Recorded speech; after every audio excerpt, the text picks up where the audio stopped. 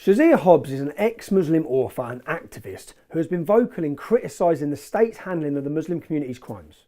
Recently, her tweets criticising Sadiq Khan's inaction on female genital mutilation was read out as an example of hate speech.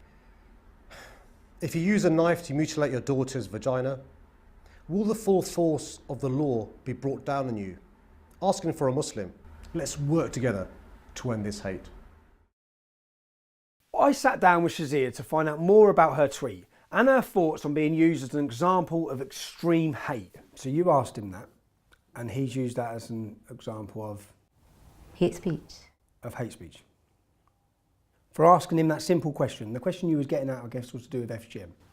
Yep. So FGM is obviously a huge problem in London. There's, I don't know how many FGM clinics have opened up. We've got an FGM zero tolerance day, so it obviously is a huge problem. Yeah, I think 55,000 British children have been victims of FGM. Yeah, so if I was a hate preacher, then would I really give a damn what they did to their children?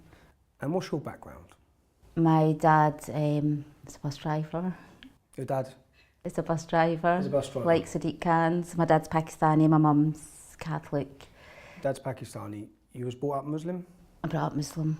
So you was brought up a Muslim. So you're a lady from the Muslim community asking a question about an epidemic of crime against young Muslim children. It doesn't happen in the Pakistani community, but it does happen to Muslim children. It happens to British children. I grew up in a polygamous home, so my dad had, because they're allowed to have four wives. Your dad, how many wives did your dad have? He was married to his first cousin and my mum, so two. He was married to your first cousin and your mum. And how was that? And what was you put into an arranged marriage? Am I right? Forced marriage. Talk to me about it. An arranged marriage, you at least get to have a choice. You know, you can say no, but a forced marriage is you don't have any choice. So you had a forced marriage? When I was 18. When you was 18? For how many years? I managed to stick it out for 3 years, just under 3 years. Was it a violent marriage? Very violent. He had no interest in me. He was seeking asylum.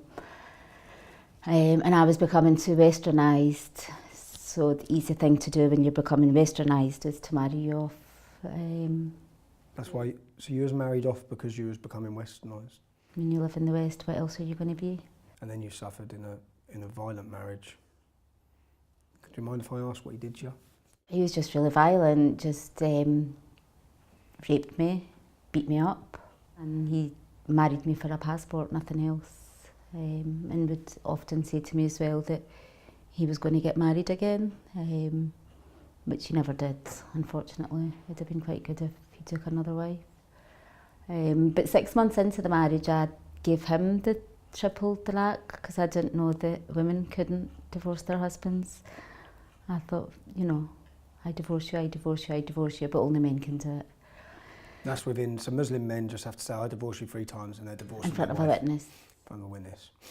The reason why I want to ask you these questions is because for me, for yourself, you've been a victim of problems that come with forced marriage, with problems within the Islamic community. You speak up on behalf of Muslim women? Children especially. Muslim women and Muslim children. Yeah. And the Mayor of London is using your message to promote you as a hate preacher, to silence people, genuinely, who are in positions like yourself, who have been in positions like yourself. I know what the harmful cultural practices that go on in the community.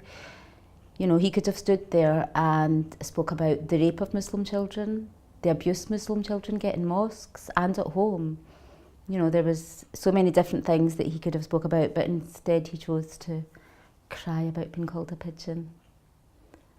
And moan about someone asking a simple question, and the genuine concern for that is so that people understand who are watching this. There's not been one single conviction of anyone who has mutilated their daughter's genitals, which has happened to tens of thousands of children.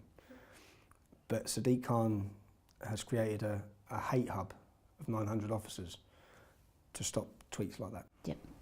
And they could be going, you know, I don't know, it should never have been a law. It should never have been, we should never have had an FGM law. It's child abuse. Why does it need its special law, you know? At least for when they don't enforce it anyway. Exactly. So it's child abuse. If I beat my daughter, they would come and arrest me. They would take my daughter off me. But if you mutilated your daughter, But if I hold her down and they wouldn't. listen to her scream while I hack away at her, they're just going to, it's cultural. What what message would you have for Sadiq Khan? And why do you think Sadiq Khan, why do you think he's used that? Why do you think he's out in Texas talking about hate speech? What do you think he's angling towards? That we can't say anything about Islam. We can't say anything about Muslims. To silence the opposition, silence people. Yep, to silence people telling the truth about their harmful cultural practices. Even going back to the rape of Muslim children, we keep no stats in Britain. We don't keep any stats. In Pakistan, they keep stats of how many children are abused, raped, in mosques. Nothing here. And he doesn't say anything about hate preachers from Pakistan that come into the UK. Hate preachers that are banned from addressing crowds in Pakistan because they're so full of hate. But we welcome them into the UK and they do a tour of the mosques. Is what they're saying not hateful? Is that okay because they're Muslims? Sadiq Khan's obsession with mean tweets and hate speech has gone too far.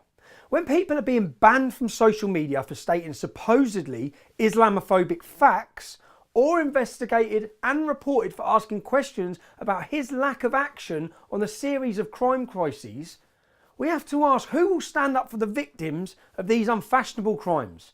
And under Sadiq Khan, who will protect them when they do?